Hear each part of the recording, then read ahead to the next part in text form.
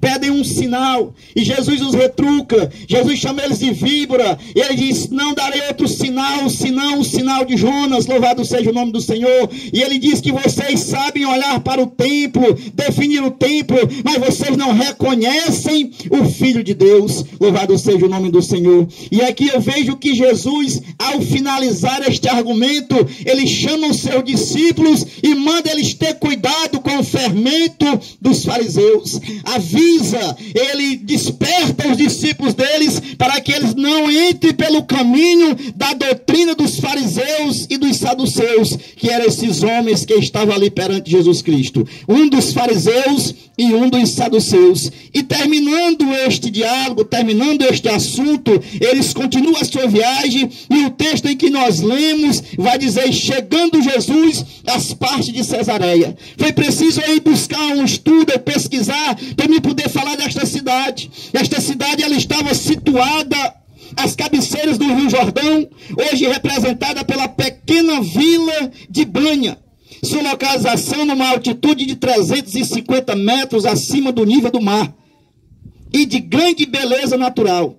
A vila está rodeada em 3 lados por montes, como o Monte Hermon, de cume nevado, erguendo-se majestosamente ao nordeste, ao passo que ao oeste se estende uma luxuriante planície verde, regada por uma das principais fontes do Jordão, que nasce numa caverna.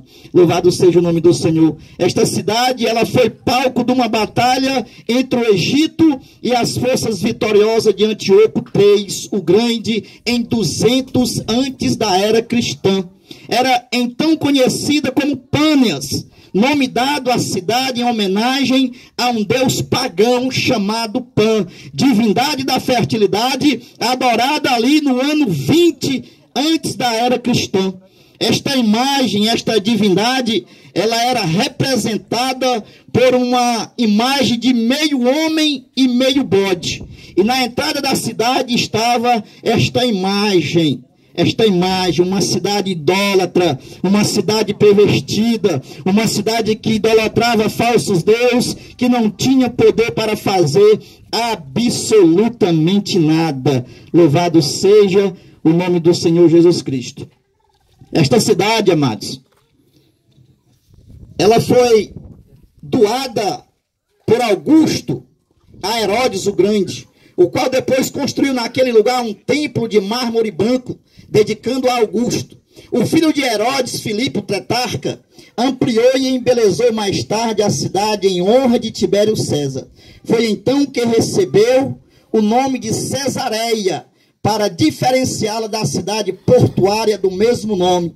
Foi chamada Cesareia de Filipe. Os irmãos conhecem melhor do que eu que havia outra cidade chamada Cesareia, a Cesareia Marítima, aonde o apóstolo Paulo ficou preso por alguns tempos. Louvado seja o nome do Senhor. Mas quando nós olhamos para esta palavra, nós vamos ver que Jesus não está falando da igreja templo. Jesus não está falando da igreja prédio, porque na minha e na sua concepção, igreja não é um prédio cheio de pessoas, mas são pessoas cheias de Deus. Se a igreja que está nessa noite aqui presente é uma igreja cheia de Deus, demonstre para Ele que você veio aqui foi para o adorar e glorificar o seu nome. Louvado seja o nome do Senhor Jesus Cristo. Se esta palavra que Jesus estava dizendo, que as portas do inferno não prevaleceriam contra a sua igreja, e se a igreja fosse prédio, se a igreja fosse templo, o templo de Jerusalém não havia sido destruído 2 vezes. Louvado seja o nome do Senhor. O primeiro templo de Jerusalém foi construído pelo rei Salomão. Essa construção foi destruída por Nabucodonosor no ano de 586 a.C., ocasião em que o povo de Israel foi levado como prisioneiro para a Babilônia. Nós podemos ter a certeza de que Jesus não está falando de um prédio. Jesus não está falando de um prédio, porque se não fosse, o prédio não teria sido derrubado. O segundo templo começou a ser construído, ou reconstruído, quando os judeus voltaram do exílio babilônico, em 536 a.C. Essa mesma construção foi